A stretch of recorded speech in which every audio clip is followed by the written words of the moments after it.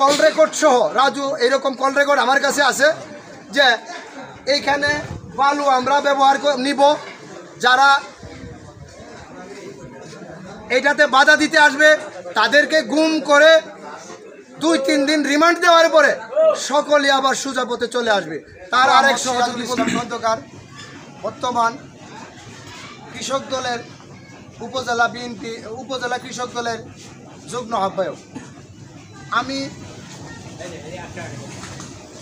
বিশম্বরপুর উপজেলা বিএনপির আহ্বায়ক জনাব রাজু আহমেদ গং কর্তৃক দামালিয়া নদী জলিলপুর গ্রামের সরকারি বালু জব্দকৃত সরকারি বালু আহ্বায়ক পদ ব্যবহার করে সিন্ডিকেটের মাধ্যমে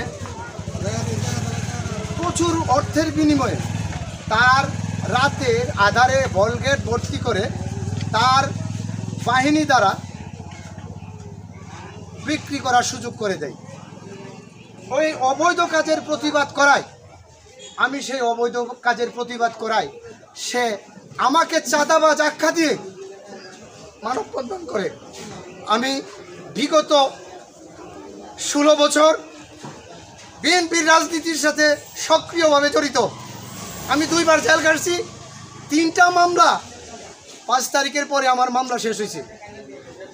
এইভাবে নির্যাতিত হওয়ার পরে কোথায় থেকে এক উল্লুক ধরে এনে আমাদের ঘাড়ে চাপিয়ে দিয়েছে।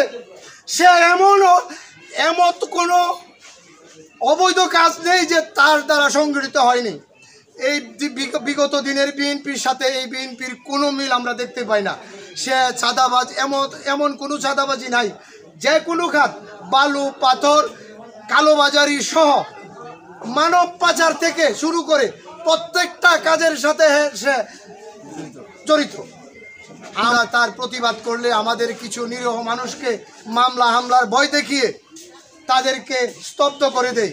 এমনকি আমার সাথে বিএনপি অঙ্গ সংগঠনের অনেক নেতাবিন্দু এখন দেখেছেন, এখনও আছে, আরও অনেক ছিল, তাদেরকে পদ পদবি দেওয়ার লালসা দেখিয়ে মামলা হামলা দেখানোর ভয় দেখিয়ে আমার কাছ থেকে দূরে সরে নিয়ে গেছে। কেউ কিছু লোককে কিছু টাকা পয়সাও দিয়েছে। আমি বিএনপির সকল পর্যায়ের নেতৃবৃন্দকে আমি এই ঘটনা অবগত করিয়েছি। করানোর পরে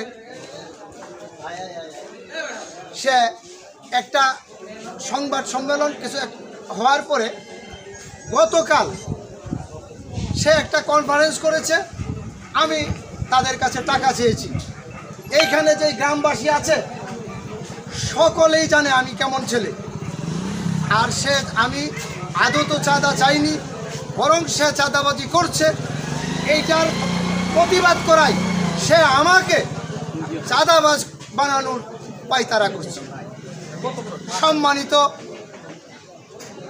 ভাইরা, সে আমাকে বলছে আমার বাড়ি ধনপুর ইউনিয়ন, হ্যাঁ ধনপুর ইউনিয়ন, চরগাঁও গ্রাম, এইটা চরগাঁও, আর আমি দাঁড়াইছি এখন জলিলপুর। আমার বাড়ির থেকে জলিলপুরের কারোর সাথে কথা বললে আমার বাড়ির থেকেই বলা যায় একটু জোরে কথা বললে। এই প্রত্যেকটা মানুষ এখানে জলিলপুরের যারা আছে, জলিলপুরের, এইটা জলিলপুর, এইটা চরগাঁও।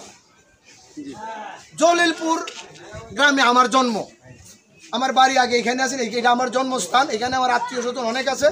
আমরা রাত দিন 24 ঘন্টা এখানে চলাফেরা করি। রাতের আধারে 2টা বাজে 3টা বাজে আমি যাইনি, আমি রাত্রে 12টা বাজে গেছি।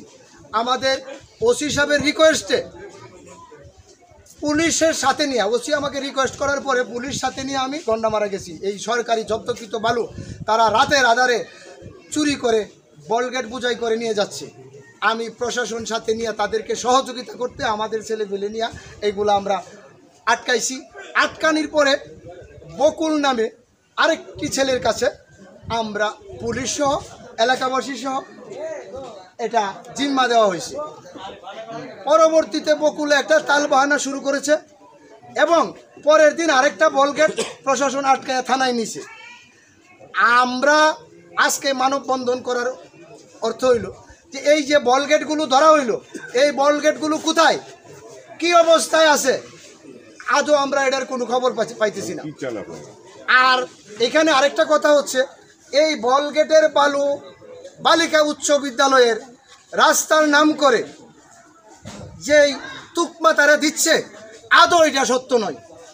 বালিকা উচ্চ বিদ্যালয়ের রাস্তার কাজ আমার এক বন্ধু কন্ট্রাক্টর এই ঠিকাদারে পাইছে।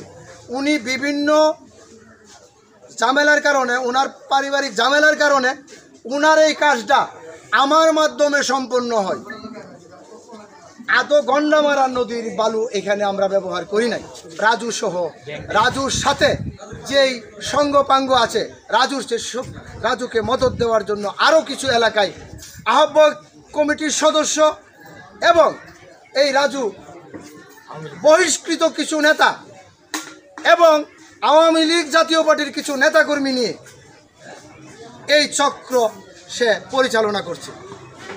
আমি বিএনপির ঊর্ধ্বতন কর্মকর্তা, আমার সম্মানিত নেতৃবৃন্দর কাছে আমার আবেদন, এই উল্লুককে আমাদের গাড় থেকে নামিয়ে আমাদেরকে একটু শান্তিতে থাকার জন্য অনুরোধ করছি এবং তার সাংগঠনিক ব্যবস্থা নেওয়ার জন্য। আমি আমার অবস্থা একটু কথা বলবো। আমি যেই বক্তব্যগুলো দিলাম এইগুলা ওসি ইউনূস সাহেব, ওসি সাহেব এবং নৌ পুলিশ সহ